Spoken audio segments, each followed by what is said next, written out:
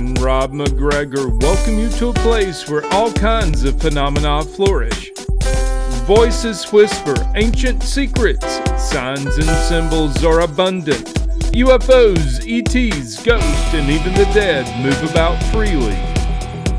Here we meet authors, researchers, and investigators of the mysterious, the strange, and of the inexplicable anomalies that surround us.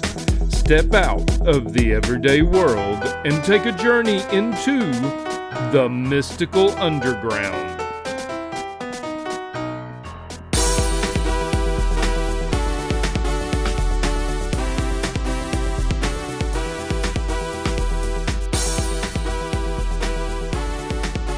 That's our producer.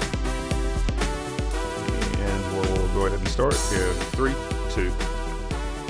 Welcome to the Mystical Underground. Thank you for joining us. This is Rob McGregor And Trish McGregor.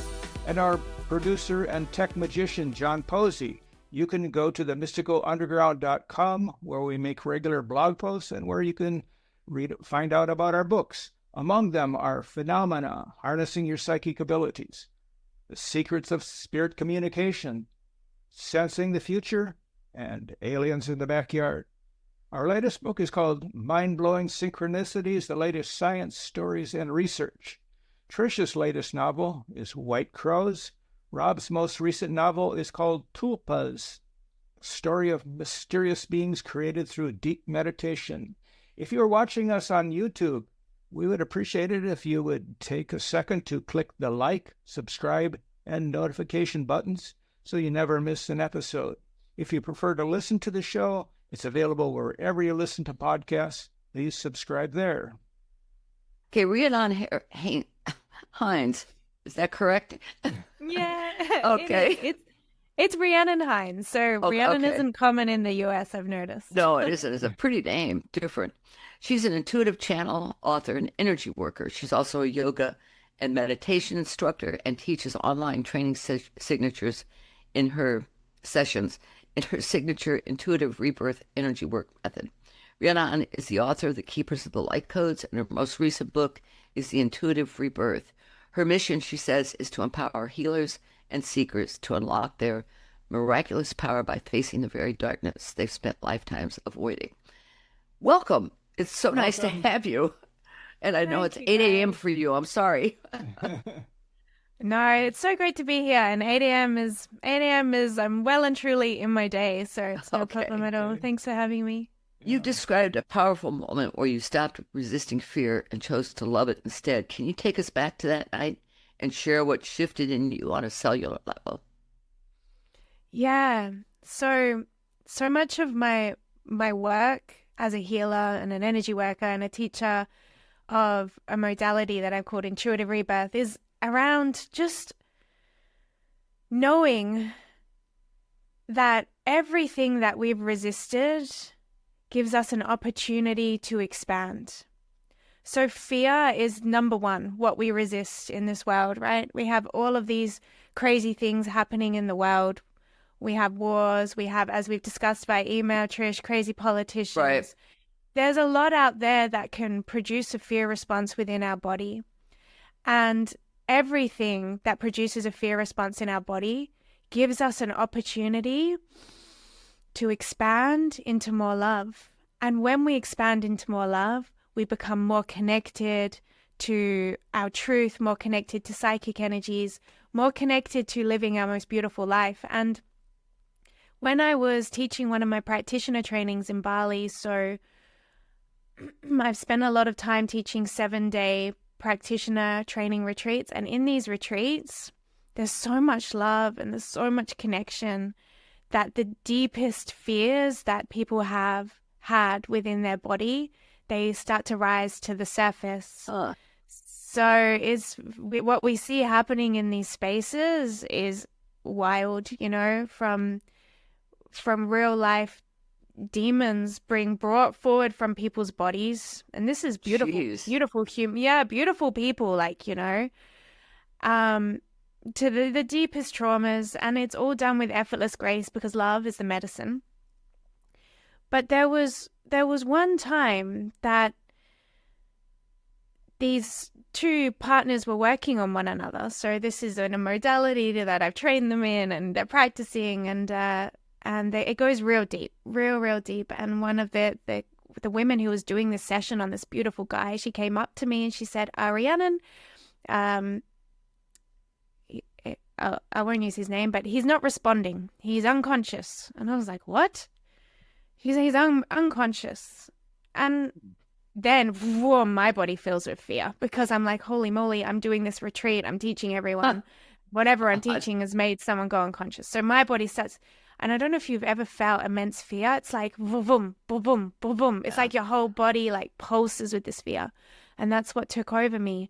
So I went and sat where this guy was laying, and I was like, tapped him, and I was like, said his name. I was like, are you there? Are you there? and yeah, nothing. Silence.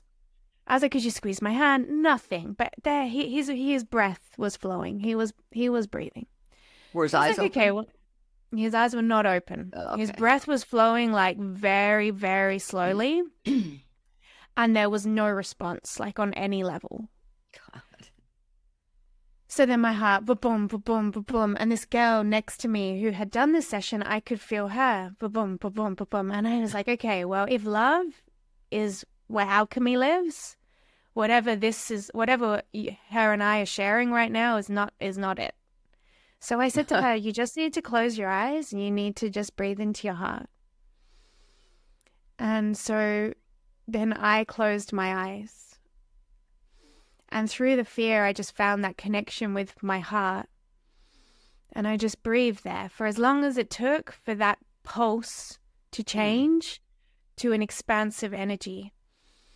And then I just said what I always say when I don't know what to do in these crazy energy work situations. I said, show me what to do, show me what to do. And then my guide said, just go there, go where he is. Go where he is. And I just allowed myself to sort of merge, to become one with his experience. And it was pure white. It was pure divinity. It was pure love. And then I just allowed myself to be there with him. And I just stayed there for as long as I needed to. And then all of a sudden I was dropped back into this reality. I opened my eyes, his eyes opened, and he goes, oh my God, that was awesome. Wow. That's incredible. Yeah. And he had to go into this, he had a rebirth. He died. He had an ego death, he had to die, the sense of self. And yeah, that's the medicine. It's the trust and the love. So in a sense, you had a relationship with fear that you turned into love. Yeah, that's it. Yeah, and that is the metaphor for what we need to do in this collective, in everything that we're faced with. It's just like remembering that love is the medicine for this earth. But supposedly other people don't know that. Yeah, other people don't know that, but that's my mission, I guess, Trish. Okay. That's what I'm here to share on my retreats and in my books. It's just the power of love, and not like an outrageous love, not something that we can't achieve, just the simplicity of allowing and being with our hearts, which we can all do. But you also talk a lot in your book about finding your true self and finding your true path, and that most people are kind of stuck in their same mold of a job that they don't like, so they can pay their mortgage, pay their bills. And there's a fear factor there of leaving that job because of what might happen. But you write a lot about this, about taking that step. Can you talk a little bit about that? Yeah, well, we're all here to live a life in deep alignment with our truth and with our mission, and how that looks for one person is radically different for another. Like, I know that you guys love to write. I love to write, and when we write, we feel really like inspired, creative, connected. For other people, that's gardening. My husband loves being in the garden. And he feels alive, connected, inspired. And we all have something that makes us feel that. And we we actually know it when we're children. I used to write poems when I was a child. When I was a teenager, I would write so much poetry. And then all of a sudden, we start to make decisions that are based upon the societal mold, ticking all the boxes. House, mortgage, marriage, good job. And we start ticking societal expectations instead of asking ourselves, what do I really want to do right now? And because our school systems are set up that, what you want to do is not important. That's what you have to do. What you want to do is not important. So we go through this 12 years of intense programming that teaches us that what we love to do and what we want to do isn't important. So when we're adults, then we go out into the world and we just tick all these boxes. Just tick all the boxes. And then all of a sudden there gets to a point where it's like, is this it? Is this it? What you're describing is what happened to our daughter. She's now in love with a job where she works with whales out in Washington State. I mean, that is her passion. That's so beautiful. And I think when we ask the question, is there more? Even if you don't believe in a God or the divine or a higher power, when you ask the question, is there more? You're asking the question to something. And something then listens and responds. That curiosity sparks a response. And all of a sudden, your whole life starts to bend and move and shape in a way that will show you that, there is more. Right. Like your daughter probably opened to this curiosity, there's got to be something more. She saw Free Willy, the movie. That did it. Oh, so beautiful. And then she would have been on the receiving end of synchronicities, experiences. Oh, yeah. She went out to the West Coast with a friend or two, and they went out on a whale watching tour, and she saw these people her age leading these tours and said, how did you get this job? And she'd already worked with dolphins at Disney World. And so she had some experience, and she decided to apply, and she ended up getting the job. So this is her second year. Amazing. Yeah. But at some point, she would have had to do something that was uncomfortable. At some point when she applied for that job, her fears would have come up, am I good enough? Am I worthy? And it's that bit that people don't do. Yeah. She had to drive from South Florida to northern Washington, across the country by herself. With her dog.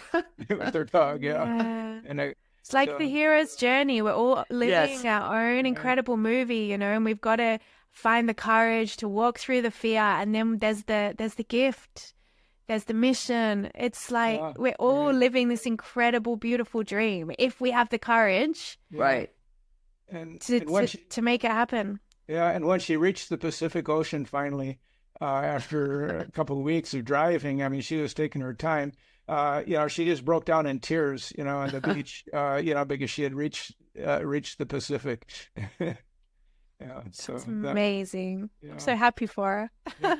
So tell us. I'll send you some videos. You'll love them. Yeah. So tell us about your journey. I mean, you were kind of stuck in a mold yourself, weren't you? With job and duties, the life checking all the boxes, and then one day something happened, right? Yeah. Well, it's literally everything that I just described, but where I'm lucky is that I had my realization where I started asking those questions at a really young age. I was 22. So my period of forgetting who I was short, but it was intense and it was uncomfortable. But I've been a chronic high achiever, all through high school, an absolute high achiever, because I was academic and I wanted to get good grades.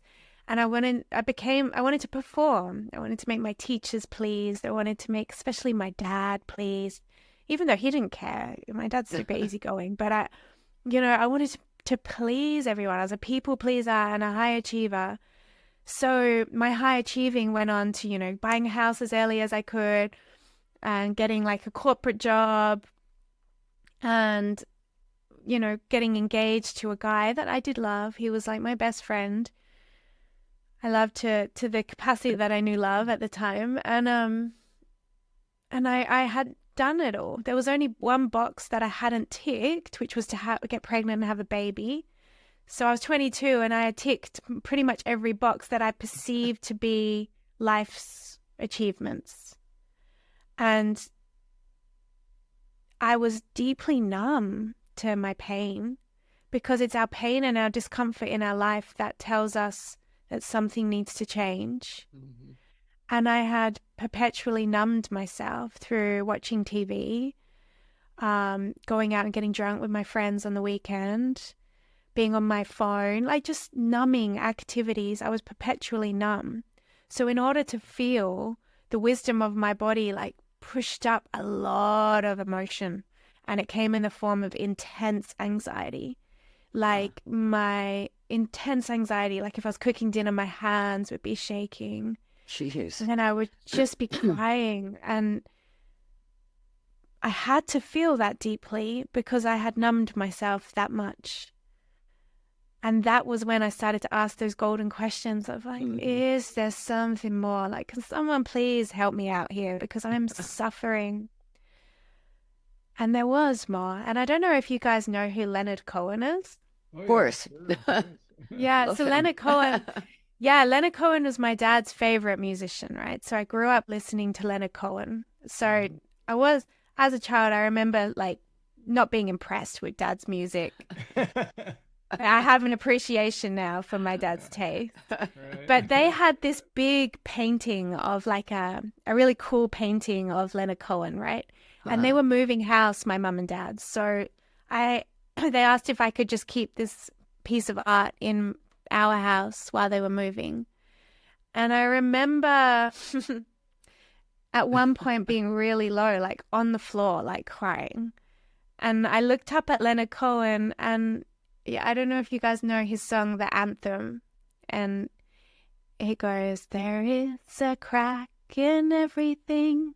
That's how the light gets in.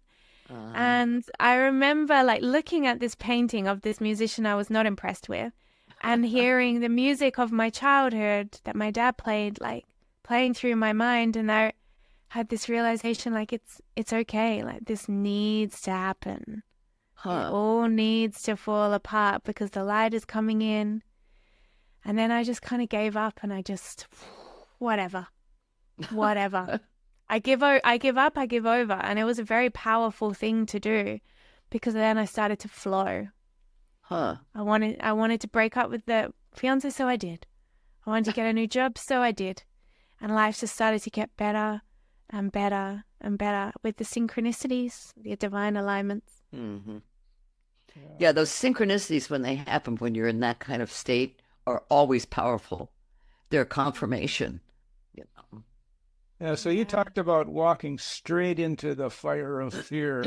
So what practices now help you stay anchored in love with when everything in your body wants to flee in certain situations?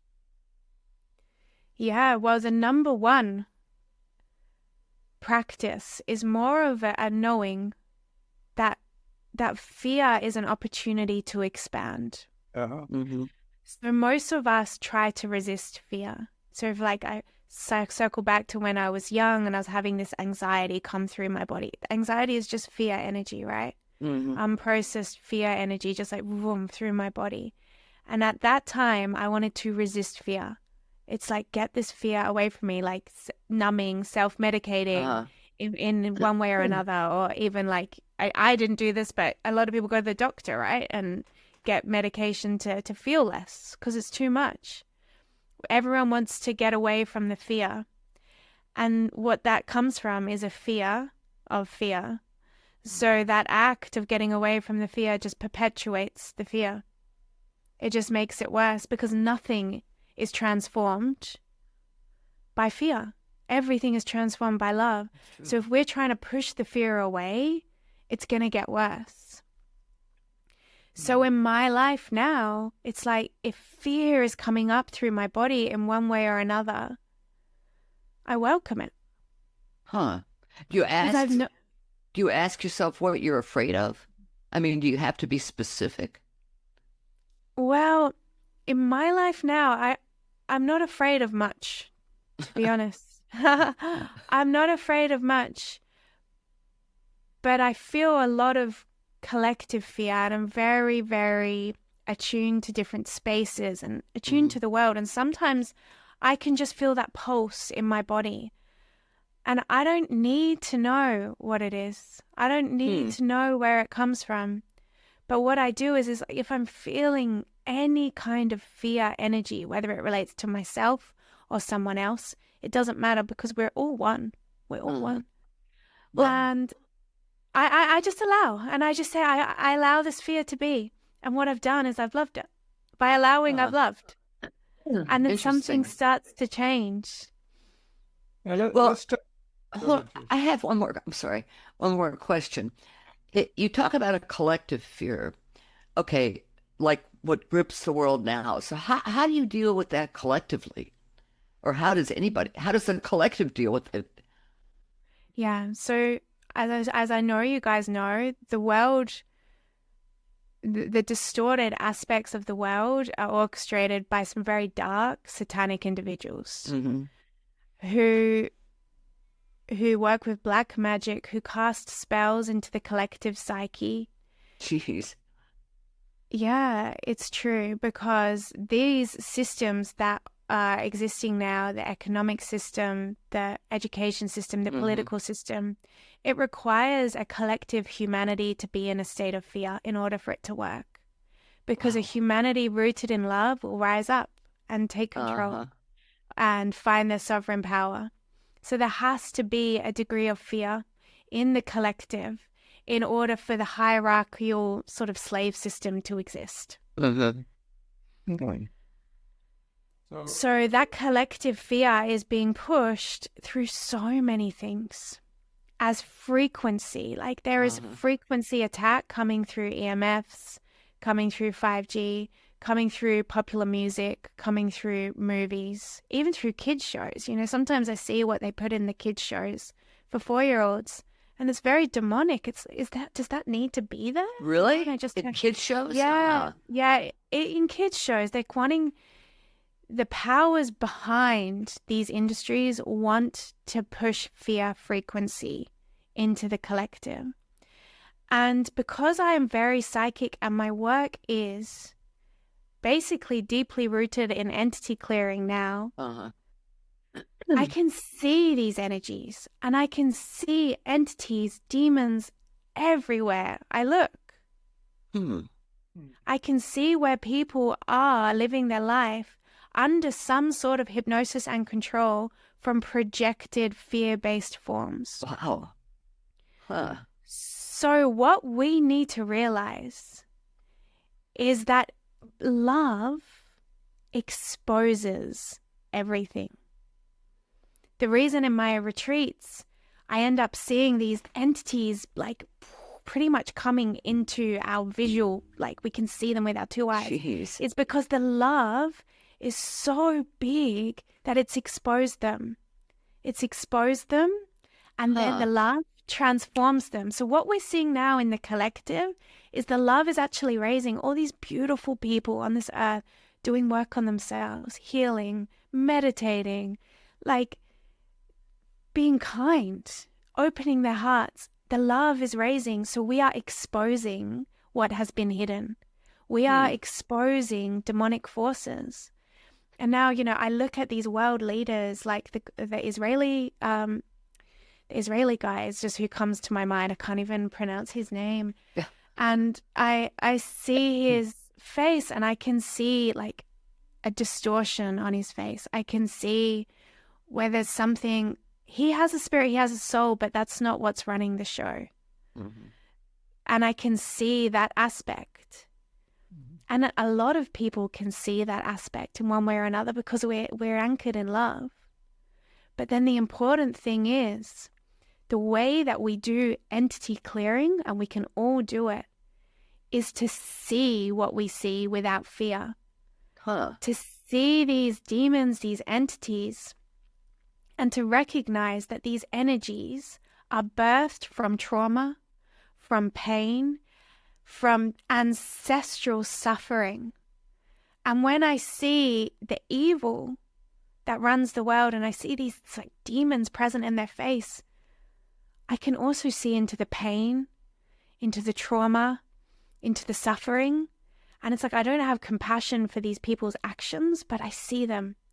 I see who they are, and I see what's taken over them. I see the suffering that their lineages have endured for them to be resonant with those evil actions. Jeez. And with an open heart, it's like, I see you. I see you. That's how I do entity clearing in a session. And that is how we purge this world of the demons that are running the show. Is not by being afraid of them, but by doing all the practices that we do to open our hearts and just to see into the depth of these demonic forces, that they are powerless and they are birthed from their own suffering and trauma. Are you going to come to the States? I want to Yeah. take your sessions. I want to come to the States. I do. It's in my, well, I know that I was on your site and I know you guys are tarot readers and I know that you guys are deeply connected to like your timelines and your future. And I know it's there, but I don't know what it is. So I'm coming. Okay, just let us know. Yeah. All right, I will. I have a question. Is it possible to transmute the collective fear by looking at our own shadow self? How does our own shadow come into the role? Absolutely, because what I'm describing, that fear that we see in the collective and in those world leaders, how can we keep our hearts open when we have that fear within ourselves? Right. Yeah.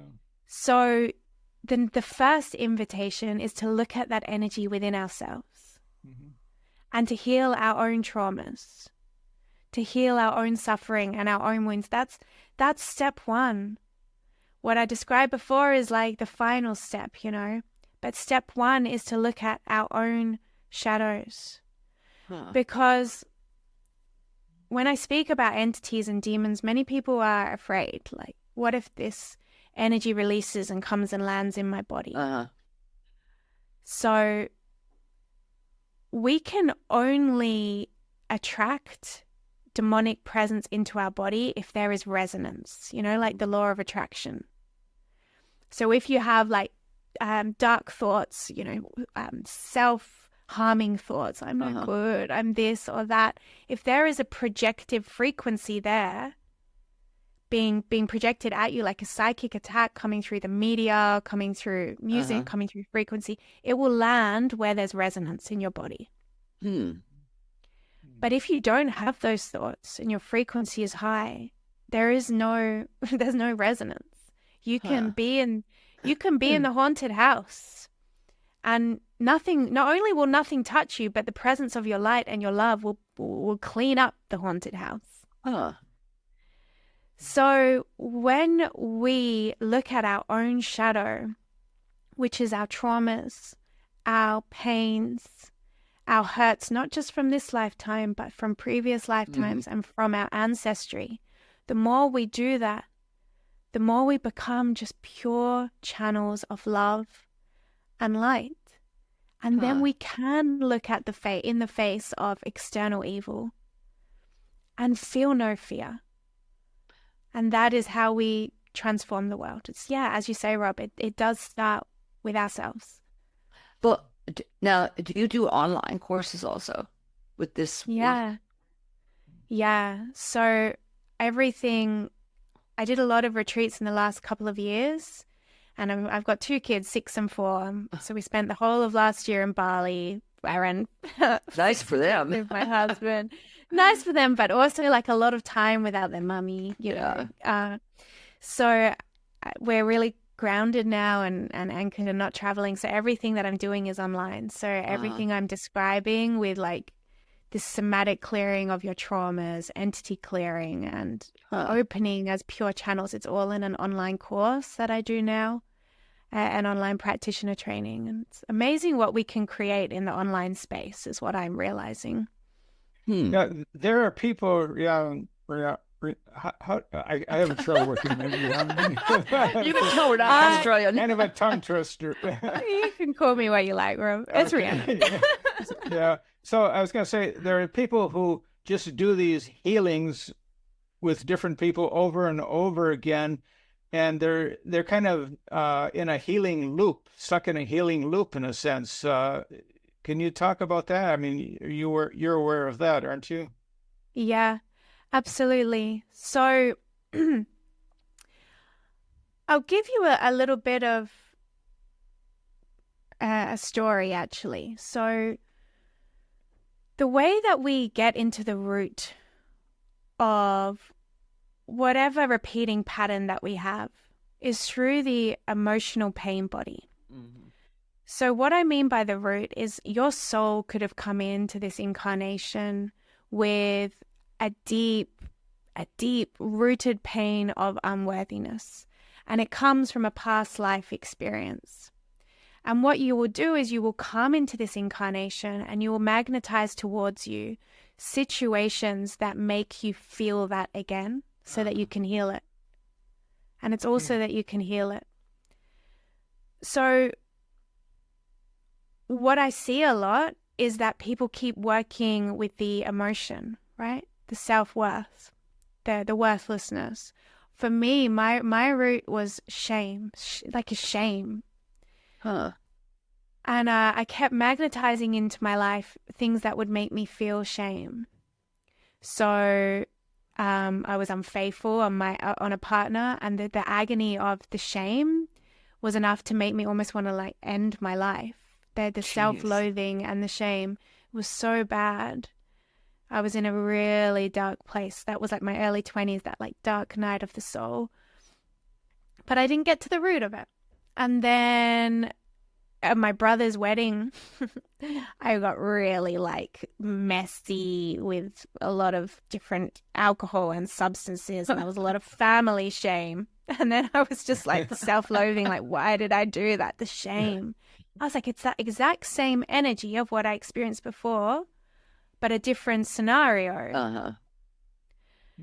And one healer that I used to go to, who was very instrumental in my life, I went to her and she said, hey, Rhiannon, you know, in your past life, you have a lot of shame. You were a victim of like ritual abuse. And there's a lot of shame energy there.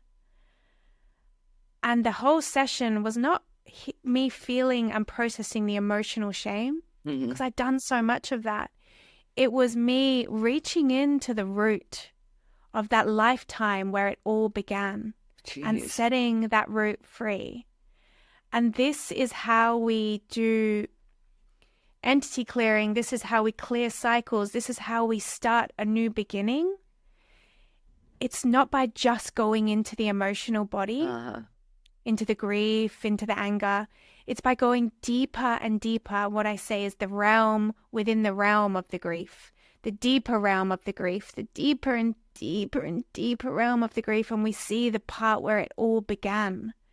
And when we can see that beginning, and like I said with the entity clearing, it's like, I see you. I see this beginning. This is where it ends. The loop unhooks and freedom sets in. So when we're on this healing path, we have to feel our bodies, you know, we have to feel our emotions and cry through the grief and roar through the rage. But deeper than that, we have to fold inward to the root and recognize that root, and at a soul level, say, I'm done here. I'm done here. Oh, wow. I set this Interesting. free. Yeah. So were you able to see the past life where this originated? Yeah, I see past lives for myself. I see past lives for my clients. Huh. I can see it all, because really there is no separation. Even the term past life, what is past, you know? Yeah. Future, past, it's all the one. And everything is happening alongside us, and the veils are thin to non-existent. And we can see it all. It's all relevant to the now. Interesting. I love your perspective. I want to go to one of your sessions. I want you to come, Trish. Great to have you. I was wondering if the native people of Australia, the Aborigines, if there are any of them who teach shamanic workshops that are open to everybody. Do you know what, Rob? That's a really great question, and I hope that the answer is yes. But where I live now, I'm so deeply connected to the ancestors. There is a powerful energy here on this land. This land is called Margaret River, but the true name is Wadandi Budja. And my only connection that I have to the true people of Australia is psychically. What a cutie. She's adorable. Okay, my question was, do you teach all of this to your kids? And if so, how? I do. It's quite tricky. I bet. But the most important way that I bring this through to the kids is by validating their emotions, because at the start we spoke about how we're trying to fit ourselves into this societal box, and we do it all by basically denying our innate feelings within our body. So when we go at school, it's like raise your hand to go to the bathroom, don't speak, and all our innate feelings are suppressed. And as parents, it's really intense having these emotional beings with no regulation just yelling at you. And of course, this is the fast track shadow work as being a mom, because it brings up all of my rage or anything that's there that needs to be processed. It's not the kid's fault. They're just triggering something within me that needs to be met. But when they have big emotions, which is fair enough, I try so hard to not say shh, please stop crying. And it's just about okay, so tell me how you're feeling. And then I feel mad at you. It's oh, fair enough. Fair enough that you feel like that. And the 4-year-old, it's pretty basic. What I do, it's basically just asking them how they feel and letting it be. But with the 6-year-old, something that I'm doing more of now is when I go put her to bed at night, I always lay with her in bed. And sometimes she say, Mum, I feel scared. And then I'm just teaching her now. I'm just starting to now teach her about her heart energy and to talk about, the love there, and that you can't feel scared when you're in your heart. And then I ask her, can you feel that? And she's like, yeah, I can feel Wow, that's great. What you're saying, it just reminds me of our own daughter growing up.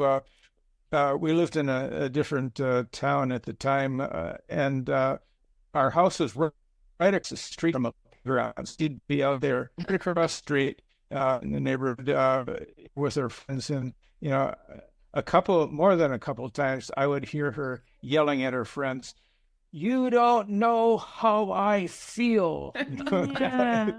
That was her theme, Yeah. That's it. And they just want to be validated, Yeah.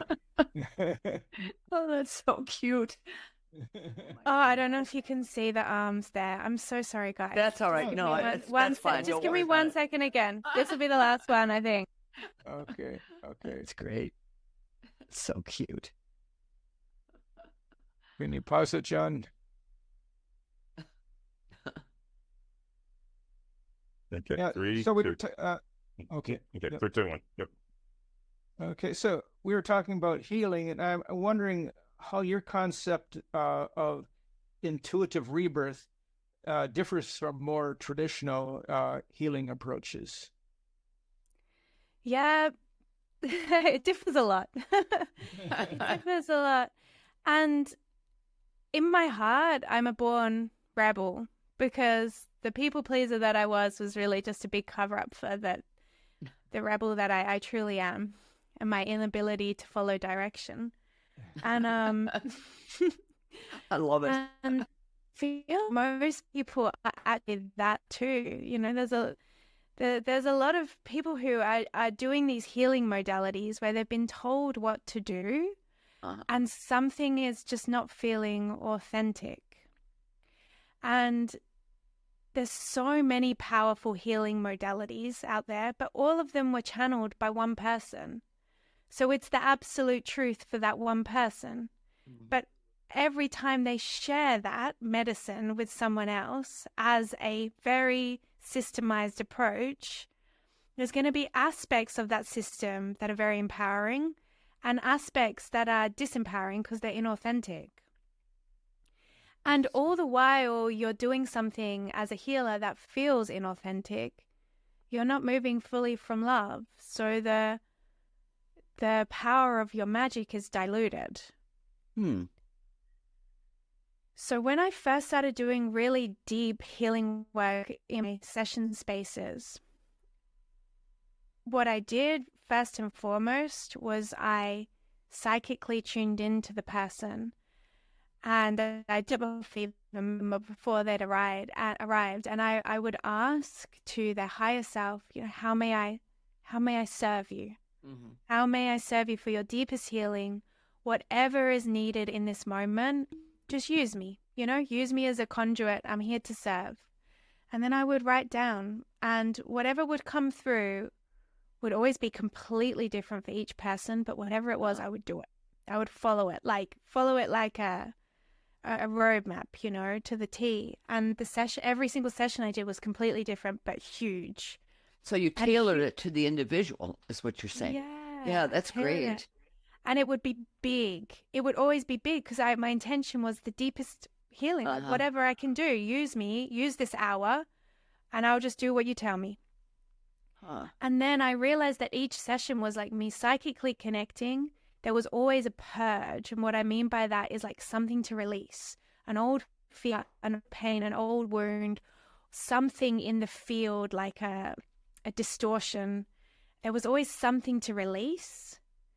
And then there was always something to remember. Once that purge was gone, that self-limiting belief or that worthlessness, once that was kind of felt and released, maybe with big tears or a big wail, then there was something to remember, like a reclamation of a gift, a reclamation of a soul memory, so that the wholeness could come back in. And then because it was the intuitive aspect, the death and the rebirth, my husband came up with the name. I have to credit him, otherwise he won't let me get away with it. It's intuitive rebirth. So what I'm teaching to healers is that there's nothing that I know that can empower you more than what you already know from that space within. And that's the premise of the whole thing. Like, there is a structure, but the structure is there to empower. Take it or leave it, because the real magic happens in the purity of the intention, the purity of the connection to a higher orchestration, and then the trust to see it through, the self-belief as a healer to see it through. And that is it. So if you go on like the Instagram of Intuitive Rebirth and you're looking at the videos, there's big work, that it looks like people having big releases and big cries, and people will reach out like, what is the technique? Like, what is the breathwork technique? What are you actually doing? The technique is love. Is loving someone so much and trusting yourself to act upon that love. Is this how you met your husband? Was he one of your clients? Somebody who came to you for a healing, or?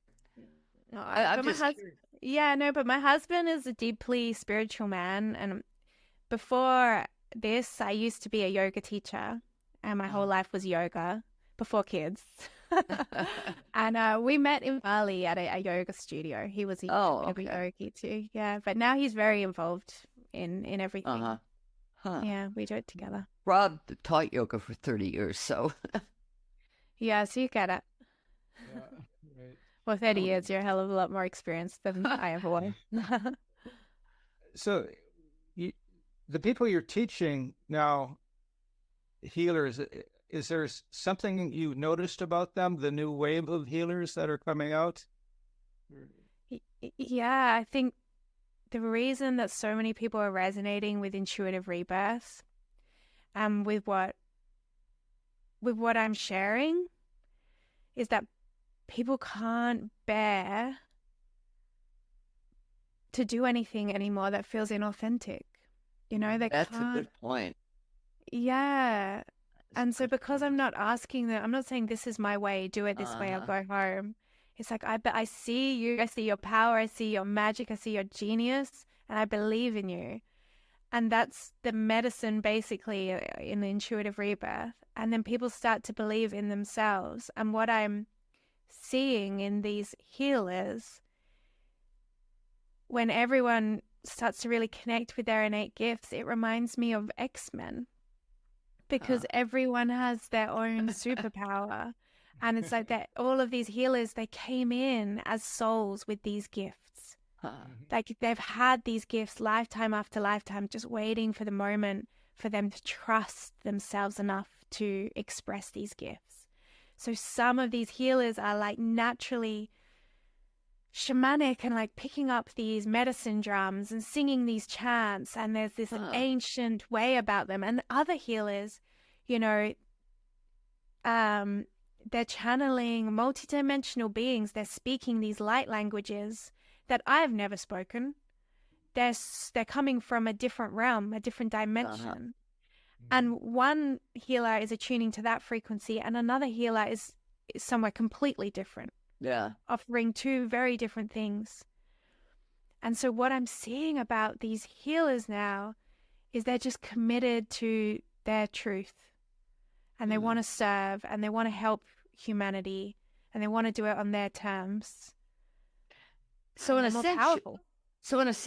you're awakening that part of them, your techniques and the way you approach all this. Yeah. Like there's a framework, but the framework, it basically offers the left brain a comfortable sort of nice little box to say, I feel safe enough to flow. Right. Because if it's all airy-fairy, then something happens where it doesn't land in the body. But when you satisfy the human part of us that wants a certificate, wants a system, wants to feel initiated, right, wants to feel like it's mastered some sort of skill set, when you appease that part of the human condition, but then awaken and welcome the true self, that's a very miraculous middle ground. Interesting. So the first half of your book is channel. Do you work with a team of guides? How does that work for you? How do you write from guidance channeling? Yeah. So I have a team, an infinite team, like an army, just as we all do. You guys have one hell of a team, you know. But everything is of the one. Everything is of the one. So just like the way I describe it is there's lots of radio stations, you know, you can tune the dial and go to different frequencies. But the radio stations, the radio itself, the radio frequency that holds it all and binds it all, everything is still of the one. So ultimately my guidance comes from my God self, my highest aspect, my highest self, which is the one with your higher self, the one with the all that is. And there's nothing that we need to channel other than that space, source itself. Mm-hmm. And yet, just as the radio station, you can get bits of wisdom from that station, you can get bits of wisdom from that station, you want to ignore that station. You know, we can also attune to individualized consciousness in the astral spirit realm. And I just align to my highest and brightest guides, beings of light who are here to serve me and the collective for our highest good. And when I say that, I know it's all coming from the space, the beings that are completely resonant with pure love, with the divine. Mm-hmm. But I'm open to receiving individualized messages from different stations, and that's when you can tune in to, you know, galactic beings, to different realms, to elders, ancestors. But for this book, I really just allowed myself to align to the highest frequency of pure loving truth for the collective at this time. Huh. That's fascinating. Yeah. How do you protect yourself from these demonic forces you're talking about? I love that question. It's so good because it's not what you think it is. Okay. And what we've been taught about energy protection largely is distorted. Mm-hmm.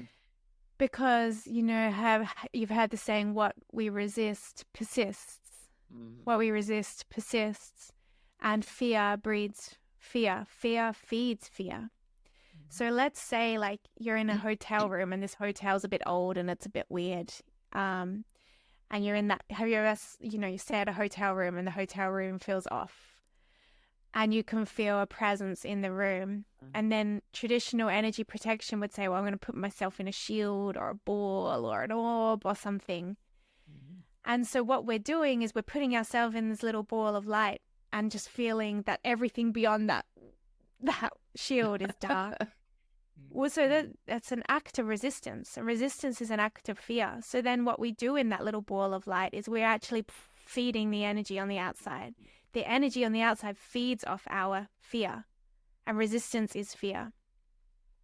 So love, the organic nature of you and I, alchemizes everything. In our true nature, we are love. And nothing can touch us. Nothing can harm us.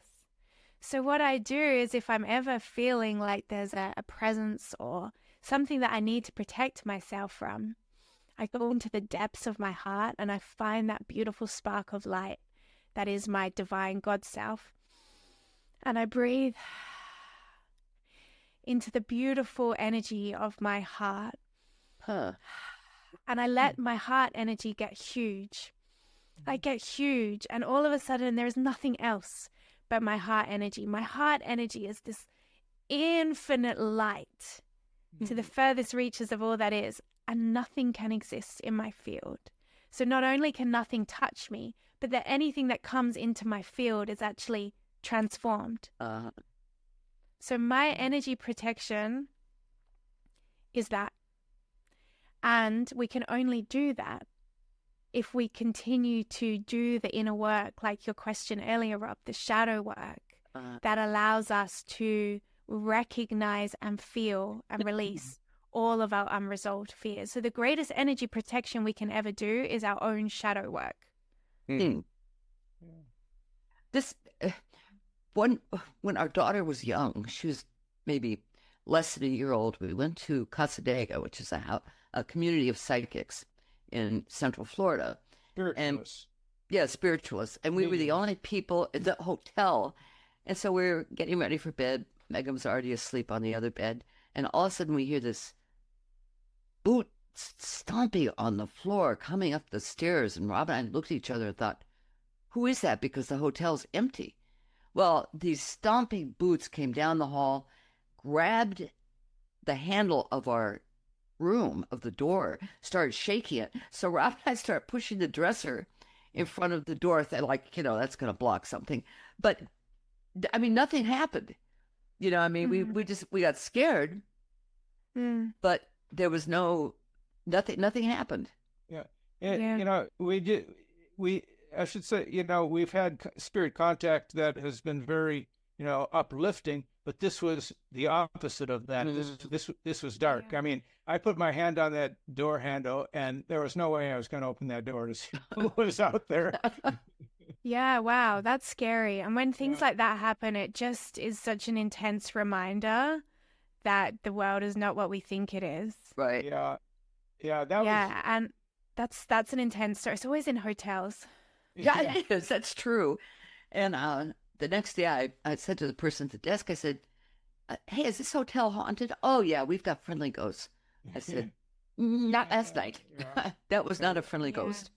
Yeah, I'm not sure that was human, actually. It might have been some kind of inorganic being that was Well, Yeah. ghosts aren't human. I mean, ghosts are their own. But also because you guys are, you're light beings, all the work that you're doing, a lot of these beings, they want help. They want help. They want to be released. They don't want to be stuck in the astral world, walking the hallways of the hotel. They want to be freed back to source, back to liberation. And so a lot of these beings are attracted to your light and your love because you have the power to set them free. I hadn't even thought of that, but maybe that's why I wanted in. Yeah, because, and I'm going full cold chills because if it ever happens again, or if anyone listening to this ever happens, it's like if you can just change your perspective to meet this being stuck in the astral through the lens of compassion and curiosity. Like, is there something you need from me? Interesting. And then you can literally open your heart. And what I described before, it's like, I see you. So when I say I see you, it's like when you open the lens of compassion and curiosity, you start to see that there was probably a trauma that locked this spirit into the house. You start to see that there was a fear or a pain that stopped this person from ascending in death. And when you see that suffering and that pain, you see the truth. And with an open heart, it's that act of love. That's how you set them free. They'll be done. They'll be freed. Or they, I hate to say it, but the entity could enter you too. Well, but not if you're doing it the way she's describing, though. Yeah, it can't enter you if you're in love, Rob, because it's not resonance. Yeah. There has to be resonance. It's like the law of law of attraction. Right. And that's why when you go like through the cities and you see all the homeless folk and you see some people who are out of their mind and you can see there's demonic possession, that's the easiest place to see it. It's because their thought form is so dark. They're thinking such dark thoughts. They're probably, a lot of these people are on drugs and alcohol, lowering their vibration, so they're resonant. Right. Okay. But you are a light being, so there's no resonance. Oh, that's when probably you're why I in walked fear- away.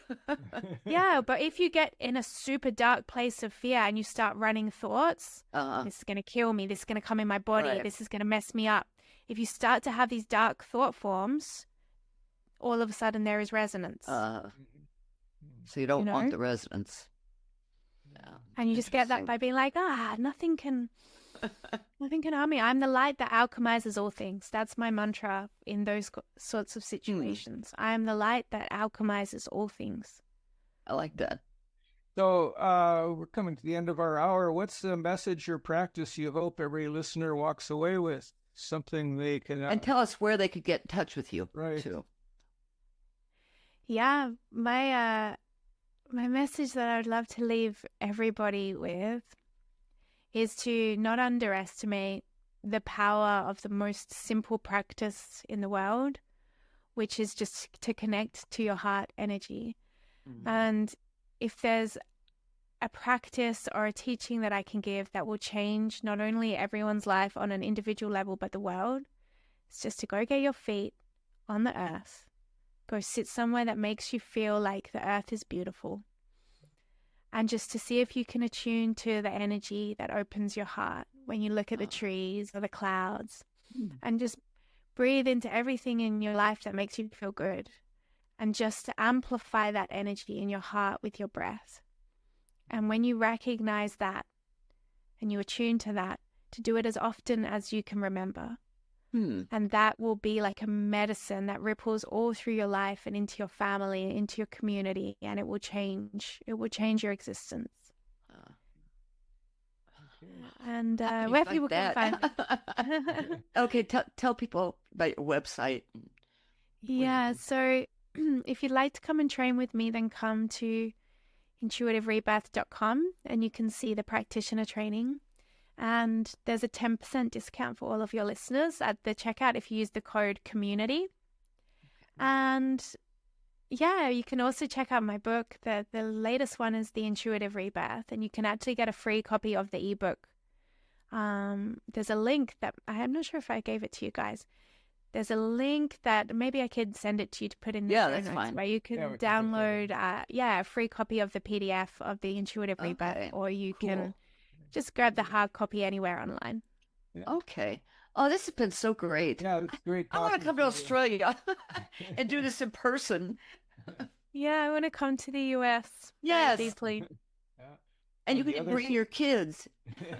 Yeah, well, they come everywhere. You're on the other side of the world, yet you're close by. Yeah. Yeah, exactly. Yeah, thank you guys so much for having me. Thank you. It's really beautiful. Terrific. Yeah, thank you guys so much. And